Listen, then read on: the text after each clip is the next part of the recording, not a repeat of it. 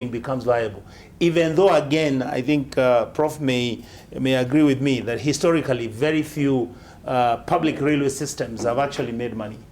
All right, so we'll have to have a rethink and say, what is the cost-benefit analysis of making sure that this railway line, we are actually going to spend this amount of money to upgrade it, and in the long term, in a period of 20-25 years, will it have broken even? Will it have made a profit? Or are we just going to accept that this is a public good? We expect it not to make any profit and let it just provide the services by opening up Kenya to the rest of East and Central Africa. Then naturally, Kenya will grow because it's the port of Mombasa which will grow. More people will be employed in Kenya. But the railway itself, internationally, most railways which have been owned by governments never make money. All right. Let's hear from, lastly on this, Okongo Mogini. Yeah, you know, at times we wonder as leaders why we keep coming to these shows, we talk, and you wonder whether some people sit in some constitution offices, watch these programs, whether they listen to what the leaders say. You know, just listen to what Jeremiah Kioni has asked. You know, he has asked if somebody somewhere made a decision that totally messed up this country, that has made to huge losses. What is EACC doing about it? What is the DCI doing about it? And you know, Debarl, I remember there was some discussion on this issue some times back, which was tied to the politics of the day. And the arguments were that the cost of this construction of the rail from Mombasa to Nairobi was altered, and the cost went up almost 3 times. This is in public domain. What all of us are saying is, if somebody somewhere made this kind of mistakes, glaring mistakes, why isn't there an accountability mechanism? I mean, the agreement in place, I think we pay the Chinese $10 million US every month for running the rail network from Mombasa to Nairobi. And the agreement was that the revenue that we were to generate was to be sufficient to pay the loans back to the Chinese. But I'm told we are now discussing another Eurobond to enable our loans. Now, if somebody who was sitting somewhere has put this country in such a mess, for God's sake, can there be action so that there is deterrence, so that somebody doesn't come up tomorrow and put this country in such a mess? You know, we have always said that if the UN Convention Against Corruption was created purposely for this kind of thing, where somebody occupying public office subjects the country into serious loss for money that could have been used to improve the welfare of the citizens of our country. In this case, an infrastructure that could have transformed this country. Really, I think you also need to, at times, reach out to these guys, and they appear here and explain to Kenyans what are they doing about this mess. Number 2, just to give hope to Kenyans, I think I want to agree with the professor and others that, you know, you can do this thing concurrently. The Koreans, the Korean government did their metropolitan railway using the government money, but at the same time they looked for another private public partnership agreement to do another line. And you'll be told that the Koreans will tell you that the private line actually generates more revenue than the public one. So if there are guys who advise our sitting president, Uhuru Kenyatta, and I hope they are serious economists, I think they should quickly look for an option of entering into a PPP so that we extend this line from Naivasha to our neighboring countries. That's the only way we'll be able to reap some money from this railway network. Number 4, and this is accountability. I've not had somebody tell us how much we generate in terms of revenue from this line Mombasa to Nairobi. I don't know whether anybody here has figures. Really, because we need to know. These are public properties, a public utility. We have pumped in a lot of money. Now, can we be told, before we start talking about Naivasha to Malaba, can somebody tell us, this is what we make? Once we pay the Chinese their $10 million US, what balance do we get? This is the timeline. This is the timeline that we do have on servicing these particular loans. Yeah. I mean, somebody, really, Debarl, somebody somewhere needs to be accountable to the Kenyans. Because Kenyans want answers on some of these things. Well, maybe as we're winding up, I need to ask you, you as legislators, I think then this is up on your, right up on your alley to actually pick this particular issue and ask those critical questions for Kenyans, right? I would say, Debarl, that the person who actually needs to tell us, James Macharia, the Yeah. CS in charge of transport. Yeah. And in the East Africa item on page 4 of East Africa, East Africa, there's an attempt here to give some figures. And I think what Parliament should do is call Macharia Yes. to come and explain. verify whether these figures are true or not. And because this one said on average the line made a monthly loss of 7.5 million in the 2017-18 financial year, largely as a result of low cargo business. We, however, this is him, now Macharia speaking, we have expected the project to turn in a profit of 50 million by June 2019, averaging 4.2 million profit monthly as we ramp up cargo volumes now. Let him come and give you evidence that these figures... This projection of 50 million, where are they ramping up the cargo volume? Are we getting more goods? And if you don't get it to Malaba and link with Uganda, will you continue making profit? And once the road comes, the American-built road, which is going to be perhaps... Now, what are these? I think these are kind of arithmetic that the Minister of Transport should come and give you. Yeah. And he needs to come to the relevant departmental committee, which could be budget or trade, transport. And when he comes, there will need to be calmness. Because these are issues Kenyans wants to listen to very carefully. If it's one issue per day, let it be. Because at times we call the executive to our committees, and you end up wondering, what did we achieve? Or how have we helped Kenyans? So he needs to come, because this is an issue that, and I you know, even this issue of Eurobond, and I think this is what Wagajo is bringing out. We muddle it up so much until we lose. Where is it that we really need to focus on? And where we needed to focus on was really not whether the money came from outside, but even if it came, where did you spend it? Exactly. Treasury must now come and tell us. Now the Auditor General has said the money is here. But where was the money spent on what project? Because that is how we get to nail down these things. Before you conclude on this one, and I don't know what other topic you want. Do you want us to go away now, or you have something else for us? Something else. I see the way you're looking at us. We need to be careful. Could it be that also the way leave, and you know it was a very generous way leave, the one that we had for the 100 years, has also been grabbed. When you were dealing with a new way leave, where is the old one? Where are the real properties? Yes. How do you dispose of this particular properties? Could there be some officers within government circles that will completely derail us, just like they derailed us with the Eurobond as to where the money came? We are kept occupied with something else because you are being kept away from what has actually happened. This railway line has been idle for a while. I see as I drive towards Nyahururu, I see people farming, I see some permanent building along the railway line, and you hope that one day this will go back to the people. We really need this to be, because that could be another couple of billion shillings that we've lost to people. And these are the things that we need to be careful about. Even as we are engaging on this other one, we want the other one secure, and even the assets secure. They will be used by other people who may make better decisions than us during their time. That is a concern. I hope you want us to talk about the churches and the Harabis. Before we go away. The churches and the Harabis. No, but I think this is critical as well. Something that is a bit shrouded in opaqueness and secretive agreements between the government and suppliers. And we had the governors expressing also frustrations on this for a long time. They've not really known what they're really paying for as far as the medical equipment is concerned. Let's just hear from this particular clip what they had to say briefly. Then we discuss this with our panelists before we wind up the show.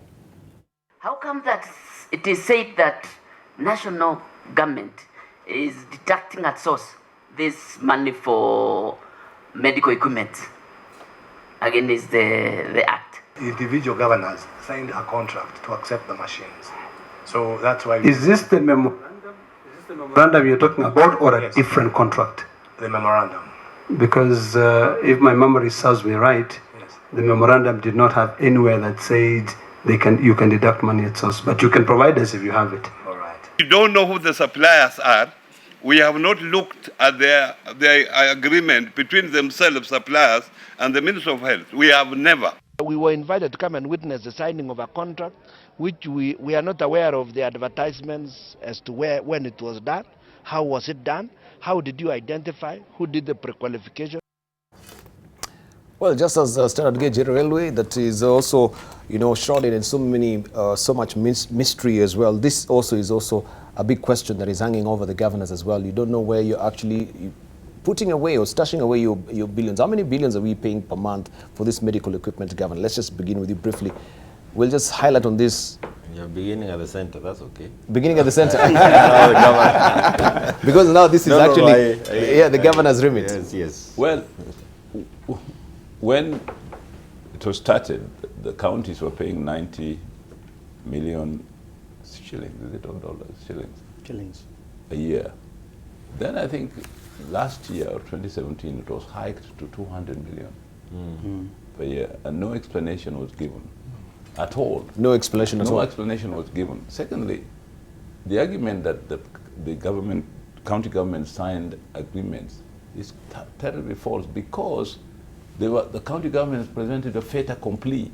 We have purchased this equipment, we are bringing them to the counties, you have to take it. Now the Council of Governors resisted. In fact, Isaac Ruto, we must credit him, he's the only governor who resisted up to the end. The other governors, even if you didn't sign the agreement, you would find that the equipment has been delivered to your hospital overnight. Yeah, at night. At night. In case of Kakamega, I guess you only wish. Yeah, in case of Kakamega, Oparanya told us just the other day, we were meeting the Senate Committee on Finance and Budget over many issues, but this one came up. And Oparanya said he had refused, but the thing was delivered at the referral hospital in Kakamega at night. And then when he was refusing to accept it, propaganda was spread in the public that people are dying of cancer and the government has brought cancer equipment. Cancer equipment is not easy that. I mean, one linear accelerator costs about 2 billion shillings. And you can't just deliver it without having a banker, without having oncologists, without having medical visits. So the issue, that was just propaganda. No equipment to treat cancer was delivered, but that argument was used in the villages. And then Oparanya felt very vulnerable, that if he doesn't accept this thing, he will not get the votes. This is the thing. Governors were intimidated and blackmailed. Simple as that. All right, let's go to Jeremiah. We'll come to you. There is a missing nexus. I don't know whether that is correct English, but there is something missing in the whole of this thing. And no, I think, let me just, sorry to Martin, I think it's Onyonka's time. You had your time. Yeah. Sorry, I have to go sequentially. No, I just remember that. Somebody has whispered to your ear. I think you can continue then you can come. No, you just go. It's a short one. It's a short one. I'll allow him. I was just going to say, find space, and this is the senators and the governors. Find space to also engage the departmental committees of National Assembly. Yes. The money is being given through ministries. The people who oversight these ministries and even allocate these funds are those departmental committees. Let us not feel like this is too far from me, because I believe there is something that can be fixed by Parliament. The chairman of Health Department Committee is the one who lobbied for the funds to go to the Health Ministry, to do the work that is supposed to be done by governors. Engage the National Assembly also. Yeah. And we may be able to fix some of these things. And I know there's a discussion going on, but with that, we'll have better devolution and better accountability of the funds. Debarl, I will again just say, Mheshimiwa Kioni, the truth is, I happen to be in the Implementation Committee in Parliament. Last year, we had a chance in January and February to go to West Pokot County. We went to Kitale, and we went to Kakamega. The truth is, the agreements were signed. This is just like SGR. There's nothing you can change. If you default on the payments which are made, this is an agreement which was negotiated through the Ministry of Health. Nobody knows who did the negotiations. The company which was on the other side negotiating through a middle team The equipment is being brought from GE. The costing and the pricing, for example, of a CAT scan, when you look at the amounts which are being presented, it's just mind-boggling. They're selling one CAT scan at 200, sometimes 200 or to 176 million. And yet everybody will tell you, Professor Nyong'o will tell you a CAT scan, you can get it at about 24 million.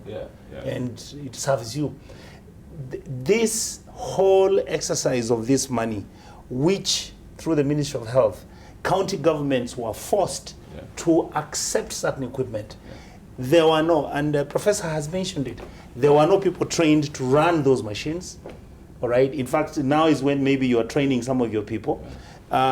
Some of the equipment didn't have storage facility. There were, when we went to West Pokot, there was no place where these machines could be placed. And they've not even been unpacked. They have not been unpacked for 4 years. For 4 years, good The now. machines were in the office.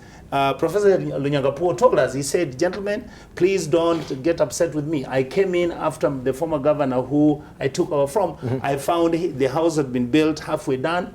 The equipment has been here for the last 4 years. Yet you're still remitting money. The money is always being remitted. And like you've said, most of this equipment was either being delivered at night, was being delivered without, they would even make sure that when the governor is out of the country, is when they would deliver the equipment. They said the ministry has given us instructions to receive this. This is just another stinker that has been in the making, that has existed. Another issue, in our committee, this is what we found out. The report says if you keep that equipment for 5 years, you return it to the supplier and he supplies you with others. You can't actually walk out of the agreement. Prof, go and check your agreement. What happened? How did people in the Ministry of Health sign such an agreement, Honorable Kioni? And this is a bit. The departmental let's hear committee from should Okongo. engage Just a before moment. these cadres. Okongo. Yeah, I think let's face the facts. And for once, I hope Honorable Kioni and his colleagues can walk the talk. Because if the Senate and Parliament were to unite on this one, then we can create some Kipchoges from National Assembly who act in pure public interest. Now, the issue of this mess equipment, it's a total mess, Debarl. Because what governor signed, what one may call an agreement, what governor signed is just an MOU with the national government. But the procurement of this equipment and the remittance of fees was done by the Ministry of Health. Yes. There you go. That is the thing. Now, governors were just being told, here is an MOU. Yes. We have signed a contract with some guys from France to give us this equipment. Now we are forcing it on you as governors. And the only way we want to have a kind of a working relationship is for you to sign an MOU. Now, governors know nothing about these agreements. They know nothing about them, and you'll be shocked. Can you imagine, Debarl, that what they call leasing, you are leasing trolleys, a syringe, beds. I mean, it's a shame. It's a shame. That's what we are leasing as a country. And then, I expect if I buy a car today, and I want to sell it next year, it should be depreciating, not appreciating. But this medical equipment, what the governors began by paying like 5.4B. That's what was being deducted at source by government. Now it's gone up to 9.4. Why is it appreciating instead of depreciating? Is that equipment value increasing or decreasing? There is a rip-off somewhere. And I can tell you, this takes us back to the question that Honorable Kioni asked. What is EACC and DCI doing about these scandals? And it's not small money. I think we have now reached about 38 billion shillings that this country has spent on this mess equipment. I'm telling you, Debarl, we had the Minister for Health in Senate the other day. And when you ask questions, you are told, I have to refer back to the minister who was in office then. I think if we care about this country, if we care about our future generations, if we care about the health of the populace, the people that we serve, this is a matter that should attract the attention of DCI, the attention of DPP, and we need to see some action. Thank you. Right, General Kioni. That I care about this country so much. Also, see, this serves as your also headline thoughts. Oh, I didn't know. Yeah, now you know. Really, do circles. But I just wanted to say I care about this country so much, Senator, I wake up religiously and accept your invitation on these Monday morning shows, just to try and talk about it, and in the process hope somebody is sitting somewhere and he can see that there are people who are seeing them through. Because, and what I was trying to say, my colleague Onyonka, is that at the point, who give this money to buy this equipment at the first place? It's a committee. It's the departmental committee. Yeah. And that's why I'm saying, let's get this nexus. We will certainly save something for Kenyans. Yeah. These departmental committees, how do they vote for money to ministries for a function that is devolved? Yeah. What justification was given to them? And these are the questions that we need to ask at that, because this again, water under the bridge. We will continue paying this. I hope it is not in the go down for you, for Kisumu. But it's water under the bridge. But tomorrow, how do we stop this from happening? Thank you. But you did not, now let me cross mine. 30 seconds. And you have denied us to talk about the churches and Harambes. A very petty, a very not petty, a very passionate issue for Professor and I, because we have completely lost the debate. The way it is now being reported, we've lost it. We'll need to work on the minimum sentencing guidelines in this country. Yeah. We see in Japan, in China, when you are caught in some of the things we've been talking about, just making some of those wrong decisions that have cost Kenyans billions, you are put in for 40 years. Yeah. These are the kind of things we need to work on now. Thank you. Prof, your headline thoughts. That agreement that was signed by the Ministry of Health and these GE, whatever they were, has never been seen either by the Senate or the Council of Governors, because when I was in the Senate and we asked the minister to come and talk to us, and we then asked for the agreement to be brought to us, it was never brought. The Council of Governors likewise has always asked for that original agreement. They've never seen it. So why is it that the ministry is hiding this agreement from the public? I don't know whether Congo you have seen it, but we never saw it in the Council of Governors. We never saw it in the Senate when I was there. Good question. Right, Onyonka, your headline thoughts. For me, I want to say that every time I want to be optimistic about my country, Kenya, I lose it.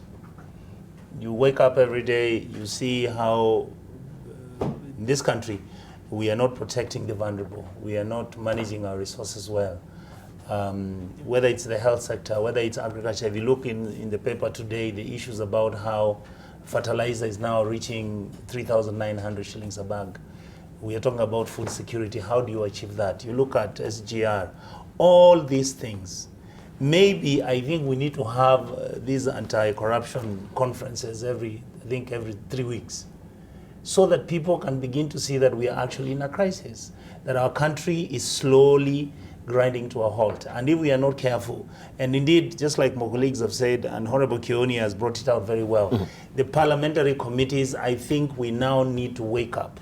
Because when we are allocating money for the payments of this health equipment, which is going to the county governments, the money is allocated from the Parliamentary Committee on Budgeting, which the recommendations come from the Parliamentary Committee on Health, which the Committee of Implementation has not even the report which we did. Thank you. Where the governors were expressing and saying their disappointment at the issues which were handled. That report has not even been brought to the House. Thank you. And even if it is brought, it is not discussed to its logical conclusion. So I think we need to start thinking that our country is actually heavily laden with corruption. We need to have people of goodwill to start saying we must change the narrative that we are having. Thank you. Thank you. Lastly, from Okongo Mogeni. I think if members of parliament were to unite with the Senate, and we just remove this allocation, the 9.4 billion for this mess equipment from the shareable revenue, that will bring the government to the discussion table. So, Mheshimiwa Kioni, deliver that message to your colleagues, and we also do the needful from the Senate. That way we can bring the government to the discussion table. And I don't know whether you did congratulate Kipchoge. My parting parties, I want to really congratulate Kipchoge and Kosgei. That was, it made us all feel proud. It was a sense of pride for the whole nation. And kudos to the wonderful Kipchoge and the lady Kosgei. Kudos indeed. We want to thank our panelists this morning. You did close. I gave you a closing remarks. No. We are winding up. Don't go take photos with the old president. You see, he couldn't. Thank you very much, Jeremiah Kioni. These photo sessions are really embarrassing to the nation. All right. course, we want to thank you also for your contribution. I can see many of them on Twitter. And I want to thank our panelists this morning also for coming through and cogently discussing these matters that adversely affect this country. Issues to do with corruption, issue to do with, what is this? Disinformation. It's refusing to trip off my tongue this morning. Right, but I want to thank them nonetheless, and this is a matter also we're going to keep our eyes peeled on and keep out our ears as well, as far as that information is concerned that is adversely affecting the counties as well. Thank you very much for your valid company. My name is Debarl.